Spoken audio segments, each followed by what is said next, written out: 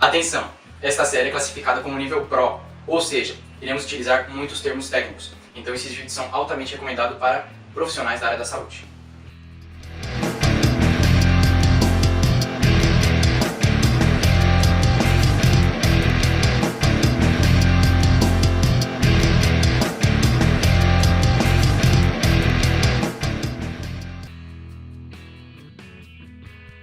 O tipo de articulação 3, iremos falar sobre a diartrose, ou tipo de articulação sinovial.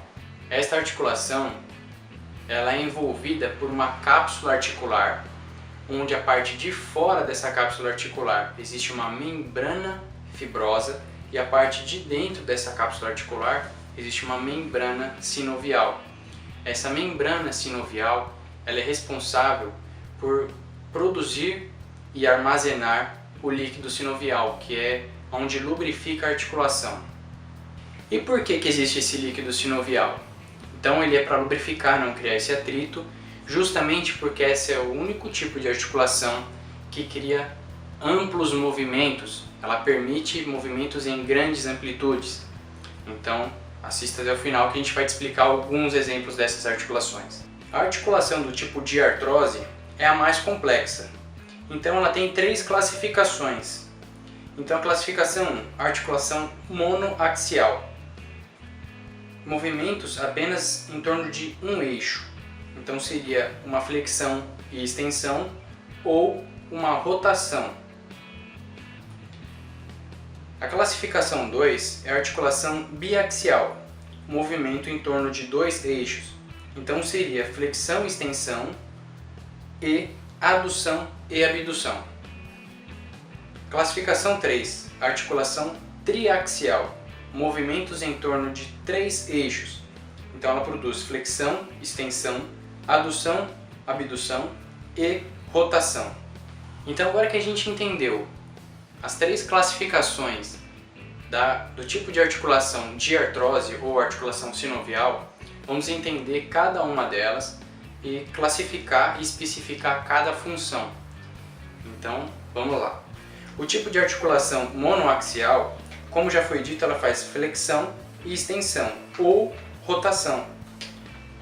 Dentro dela, tem as classificações de gínglimo ou articulação dobradiça. Alguns exemplos deles são as articulações interfalangeais, as articulações do dedo e as articulações do cotovelo. Ambas fazem extensão e flexão. Extensão e flexão. Dentro da articulação monoaxial também existe a articulação de trocoide ou articulação em pivô. Esse é o tipo de articulação que faz rotação. Então um exemplo deles é a articulação radioulnar.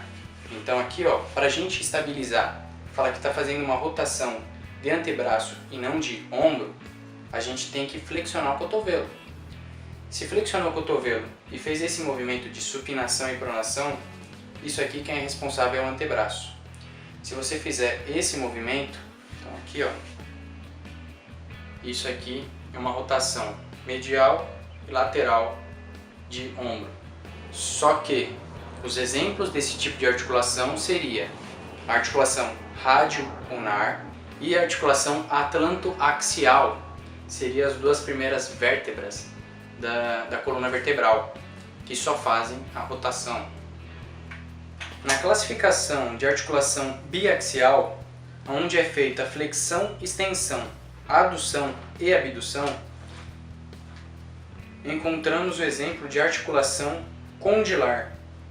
Um exemplo desse tipo de articulação, onde faz a flexão, extensão, e faz adução e abdução, aqui seria desvio radioulnar, mas um exemplo seria o punho, porque ele faz nesses 2 planos. Outro tipo de articulação dentro desta classificação seria a articulação celular. Então ela tem uma espécie de uma cela que faz os mesmos movimentos. Então um exemplo dessa é a articulação carpo-metacárpica do polegar. Então ela faz esse movimento aqui,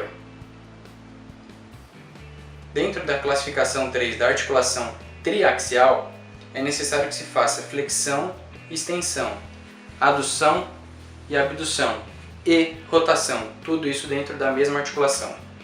Existe um tipo de articulação dentro desta classificação que é chamada de esferoide ou enartrose.